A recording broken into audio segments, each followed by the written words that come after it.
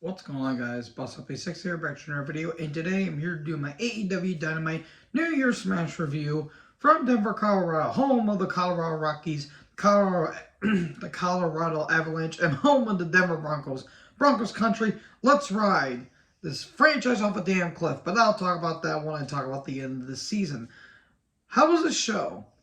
The last Dynamite of 2022, and there was a couple good matches on the show, but I'm sorry, folks. There was some pretty bad stuff on it. I'll get to here in a bit, but let me know in the comment section below, and I will be doing my end of the year video for the wrestling stuff, maybe by tomorrow. It depends on how my work is going. So, without further ado, let's get right into the review. We start off right with the action with Bryan Danielson versus All Ego Ethan Page with Stokely. Bring your child to work day. Oh wait, that's just Stokely. He's short. Do you get it? MJF is in a skybox with a very, very, very beautiful woman. And he says, I found the only hot chick here in Denver. That was funny.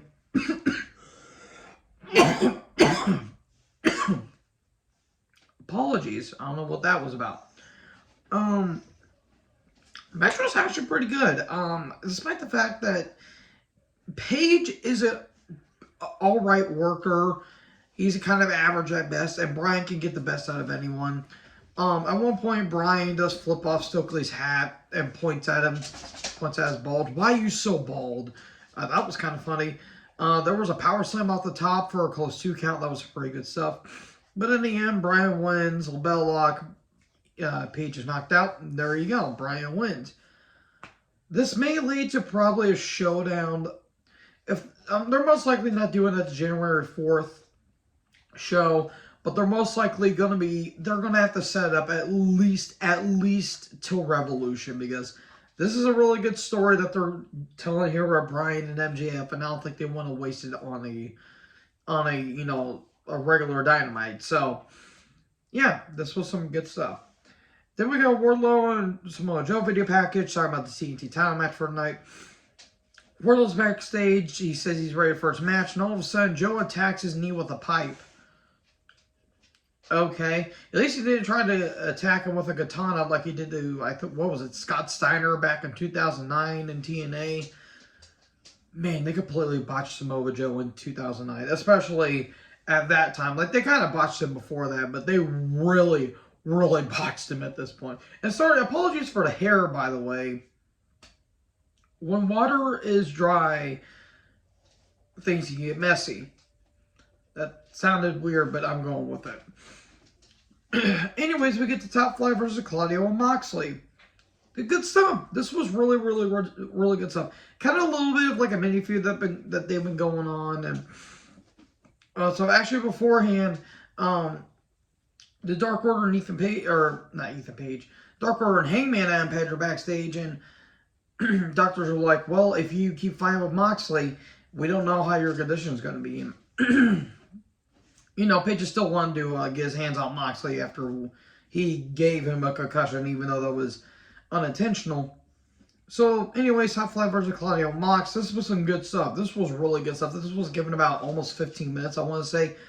Darius showing off that he's not just the Marty Jannetty of the group, even though in all honesty he really is.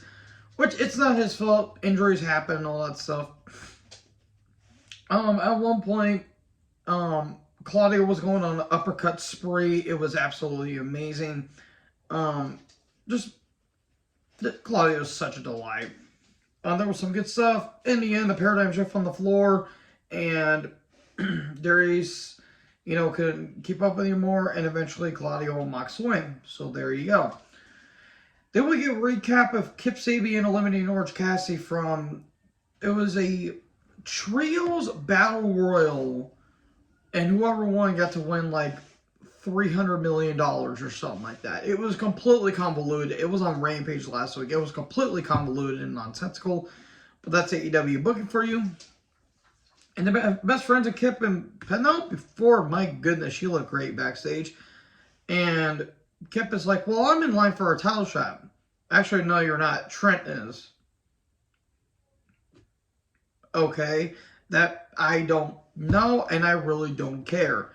So, how can a man challenge for a championship but not get the shot? That makes absolutely no sense unless they're going with the story here. And if you hear a little bit of rumbling, my producer, Grace, she is on my bed and she's sniffing my bed for some reason. She has a sweater on too, by the way. I know. I'll finish up this as fast as I can. Anyways, moving back to review Dog Talk, because why not? Anyways, Hook took on Balaam Lynx and Doghead. See, like she's got her sweater on. I can't point. See, like she's got her sweater. I know you want to leave, but you can't right now.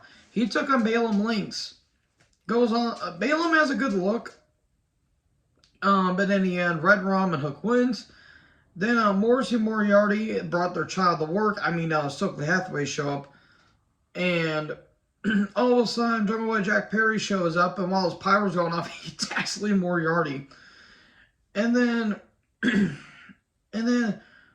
Big Bill, I'm just calling him Morrissey because it's a stupid name. Morrissey steers on Hook. And Hook tries to attack him. Then Morrissey keeps trying to choke slam Hook. Then 2x4 to Perry, and then they bail. Okay, this weird alignment with Hook and Jungle Boy, I hope goes somewhere, but I feel like it's not going to. We get a recap with Starks, Jericho, and Action Andretti. Jericho's backstage, and he says, I am a legend, and Andretti, you got the biggest win of your career. Now, never get involved in my business career. Go back to the Indies and, do all that stuff. And Starks, I'll see you on the 4th. Okay. So Don and Kyle joins commentary, which I immediately tuned out of. We get a brief recap of Swerve and Lee and what's going on there. And Swerve and Co are backstage. I did not catch the name of the big guy. Trippy Archer, as I call him, because he looked like Lance Archer, but Trippy Red had a weird love child for some reason. I did not catch his name, and therefore I don't care. And then Unit shows up, and he's like, well, I love violence and all that stuff, and the Blackpool Combat Club always loves violence, and, Swerve's like, well, what's your point? How about we have a match on Rampage? Okay. So Elite and Death Triangle are fighting backstage, and that leads to the False Canero match. Match 6 for the Trios title. The Elite win. I literally could have cared less because, first of all, it's the Elite. No one should really care. Number 2, it's a bunch of hardcore garbage wrestling. Number 3, Don Callis is on commentary. And number 4, Merc Knox is the worst modern referee of the last 20 years. Like, towards the end, Pac has one of the Bucks. I don't know, therefore I don't care. I think it was Nick. He hasn't been a brutalizer, but Phoenix, or no, it was either Phoenix or Penta got hit with a one-winged angel off the top of like some, not truss, but off like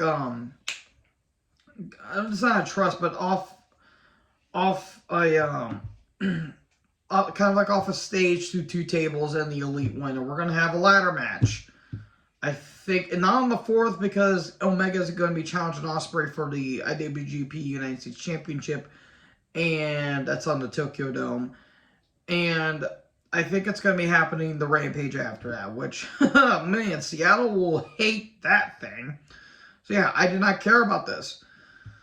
Again, one of the worst matches of the year. So we go from one bad thing to a good thing. We have the Acclaim's music video. This was good stuff because the Acclaimed are amazing. Caster put out some good lines talking about Jeff Jarrett, and you're stealing money like you're stealing Kurt's wife. That was pretty funny. Even though, to be fair, that's technically wrong because I think Karen was going after Jeff more because Jeff unfortunately had to suffer the grieving loss of his then wife Jill, who passed away, I think the day of Slammiversary 2007, I want to say, or it was like the day before that. Cancer is a bitch, that's all I'm going to say. But that was still a pretty funny line. And this is the one that got me. You're the worst Jeffrey since Dahmer. That was good. That was really good. And considering that I watched the Dahmer series on Netflix, which is really good. It's messed up and inaccurate, but that was funny. That was pretty funny. So yeah, good stuff here. Then Jay and Tay took on Willow and Ruby. Willow was a bit over, and by over I mean really over in this match.